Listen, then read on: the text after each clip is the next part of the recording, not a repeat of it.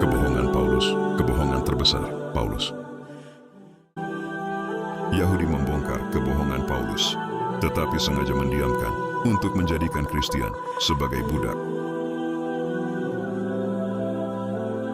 Secara ringkas, berikut ialah beberapa sebab yang menurut kajian Yahudi, Paulus menyatakan bahwa Yesus mati kerana kehendaknya sendiri untuk menebus dosa umat manusia. Fokus kepada misi ilahi, bukan politik. Paulus ingin menekankan bahwa kematian Yesus bukan tragedi politik semata-mata atau hanya hasil dari konspirasi manusia, Yahudi atau Rom, tetapi adalah sebahagian daripada rencana Tuhan untuk menyelamatkan manusia daripada dosa. Ini membuatkan kematian Yesus nampak sebagai satu pengorbanan sukarela. Dia mahu umat manusia percaya semua itu bukan sebagai satu kekejaman bangsa Rom dan sebahagian Yahudi. Kristus telah mati untuk dosa-dosa kita, seperti yang tertulis dalam kitab suci 1 Korintus 15 ayat 3. 2. Mengalihkan fokus daripada menyalahkan bangsa tertentu. Pada zaman Paulus, ketegangan antara Yahudi dan Rom sangat tinggi. Jika Paulus terlalu menekankan bahwa Rom atau Yahudi yang membunuh Yesus, ia boleh menimbulkan perpecahan, dendam, atau malah kekacauan politik. Dengan menekankan bahwa Yesus sendiri rela mati, Paulus mengelakkan pertikaian politik dan etnik yang mungkin timbul. 3. Mengangkat nilai pengorbanan dan cinta kasih dengan menekankan bahwa Yesus memilih untuk mati demi menebus dosa. Paulus mengangkat nilai cinta kasih Tuhan kepada manusia. Ini sesuai dengan ajaran utama Injil, kasih karunia, bukan pembalasan atau dendam. 4. Yesus sebagai anak domba, korban.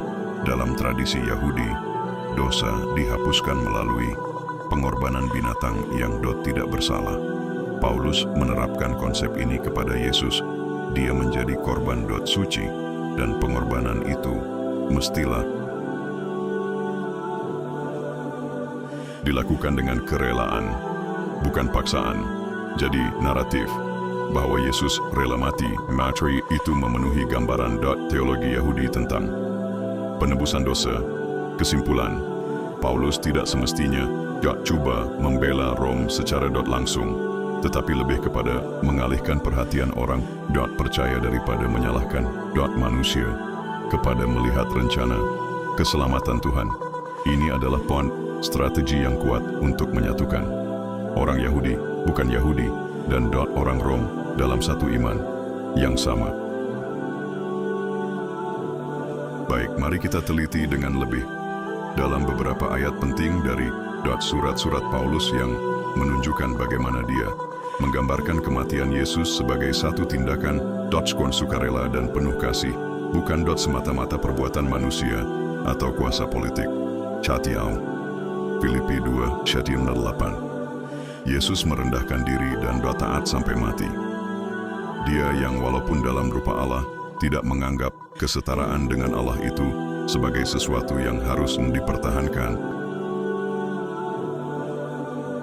melainkan telah mengosongkan dirinya dan mengambil rupa seorang hamba dan taat sampai mati, bahkan sampai mati di kayu salib.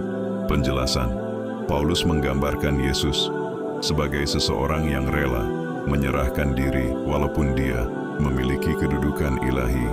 Kata kunci, taat sampai mati. Bermaksud ini adalah kehendaknya sendiri, bukan paksaan. 2 Galatia 2:20. Yesus mengasihi dan menyerahkan diri. Aku telah disalibkan dengan Kristus, namun aku hidup, dan hidupku yang sekarang dalam tubuh adalah hidup oleh iman dalam Anak Allah yang telah mengasihi aku dan menyerahkan dirinya untuk aku. Penjelasan, Paulus menekankan bahwa Yesus sendiri menyerahkan dirinya. Fokusnya bukan pada siapa yang membunuh, tetapi pada tindakan kasih yang aktif dari pihak Yesus. Dia mahu umat manusia percaya. Semua itu bukan sebagai satu kekejaman bangsa Rom dan sebagian Yahudi. 3 Roma 5:6-8. Kristus mati ketika kita masih berdosa. Kristus telah mati untuk kita ketika kita masih lemah. Tuhan menunjukkan kasih-Nya kepada kita oleh karena Kristus telah mati untuk kita ketika kita masih berdosa.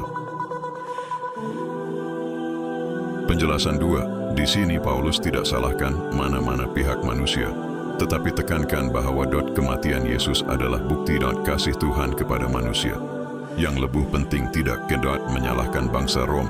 Ia satu tindakan inisiatif kasih dari Tuhan, bukan hasil dendam atau kehendak manusia. 4. 1 Korintus 2:7-8. Pemimpin dunia tidak faham rencana Tuhan. Kami menyampaikan rahasia hikmat Tuhan yang tersembunyi. Manusia yang tidak diketahui oleh pemerintah dunia ini, sebab sekiranya mereka mengetahuinya, mereka tidak akan menyalibkan Tuhan yang mulia. Penjelasan 3. Paulus kata bahwa kuasa dunia tidak sadar mereka sedang menjalankan rencana Tuhan. Ini menyokong ide bahwa kematian Yesus bukan kesalahan manusia semata-mata, tetapi sesuatu yang Tuhan izinkan terjadi untuk tujuan yang lebih besar.